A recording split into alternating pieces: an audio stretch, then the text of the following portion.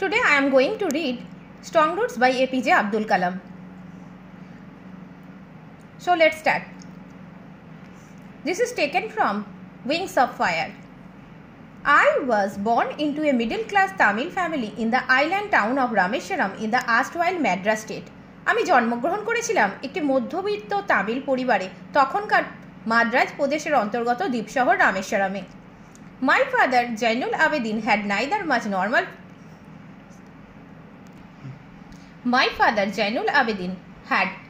much formal education nor much wealth. Despite these disadvantages, he possessed great innate wisdom and a true generosity of spirit. আমার বাবা জৈনুল আবেদিনের খুব বেশি প্রথাগত শিক্ষা বা অনেক সম্পত্তি ছিল না।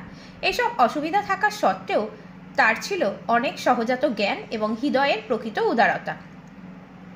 He had an ideal helpmate in my mother আশি আম্মা।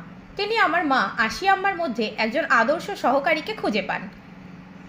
I do not recall the exact number of people she fed every day. আমার ঠিক মনে পড়ে না কত সংখ্যক লোককে তিনি প্রতিদিন খাওয়াতেন।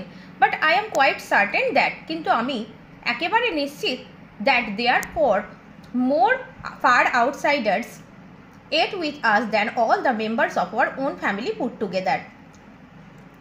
আমি নিশ্চিত ছিলাম যে আমাদের পরিবারের সকল সদস্যদের চেয়ে বেশি বাইরের লোক আমাদের সঙ্গে খেতেন। My parents were widely regarded as an ideal couple.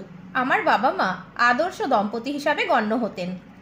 My mother's lineage was the more distinguished. আমার মায়ের বংশটা ছিল উচ্চ। One of our forebears having been bestowed the title of Bahadur by the British.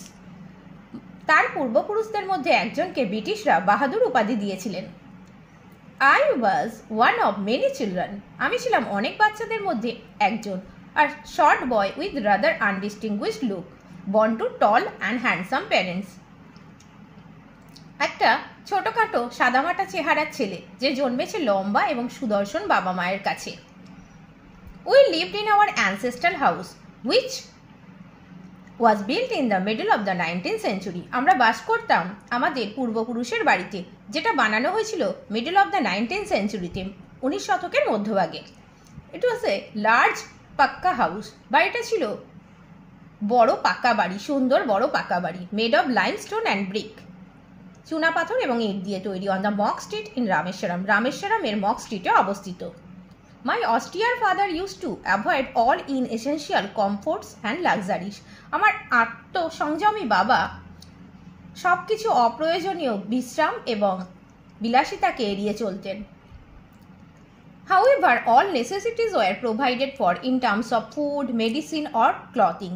যাই হোক, খাবার, ওষুধ, পোশাকের মতো প্রয়োজনীয় জিনিস আমাদেরকে দেয়া হতো।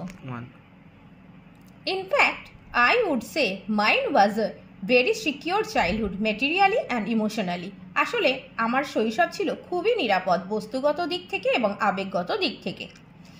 I normally ate with my mother sitting on the floor of the kitchen.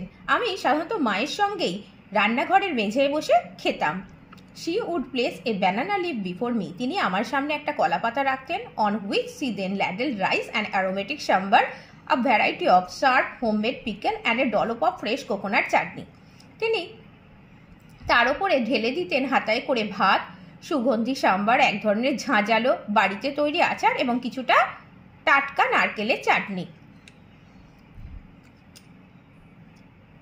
The Shiva temple, which made Rameshwaram so famous to pilgrims, was about a 10-minute walk from our house. Shiva মন্দির যেটা রামেশ্বরমকে তীর্থযাত্রীদের কাছে বিখ্যাত করেছিল সেটা আমাদের বাড়ি থেকে মাত্র 10 মিনিটের হাঁটা পথ ছিল। Our locality was predominantly Muslim. আমাদের এলাকাটা ছিল সাধারণত মুসলিম অধ্যুষিত।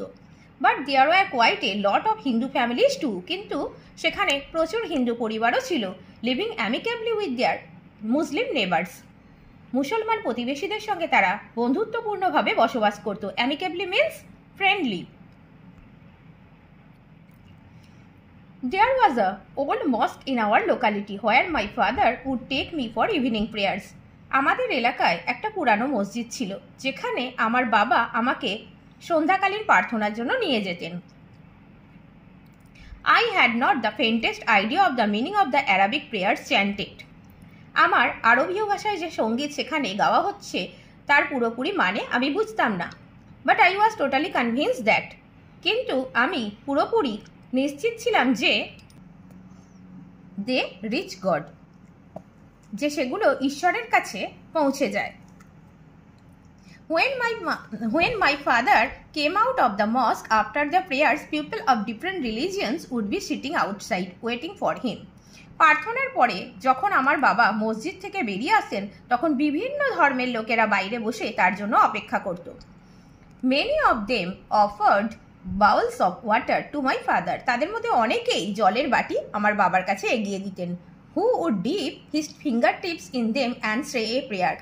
যার মধ্যে তিনি তার আঙুলের ডগটা ডুবিয়ে দিতেন এবং প্রার্থনা মন্ত্র উচ্চারণ করতেন। This water was then carried home for invalids. সেই জল অক্ষম রোগীদের জন্য বাড়িতে নিয়ে যাওয়া হতো। I also remember people visiting our home to offer thanks after being cured. এমনকি আমার মনে পড়ে যখন লোকেরা সুস্থ হয়ে উঠত, তারপরে লোকেরা আমাদের বাড়িতে আসতেন ধন্যবাদ দেওয়ার জন্য। Father always smiled and asked them to thank Allah. বাবা সবসময় হাসতেন এবং ঈশ্বরকে ধন্যবাদ দিতেন, দ্য মার্সিফুল, তিনি দয়াময়। For the next part, please subscribe my channel.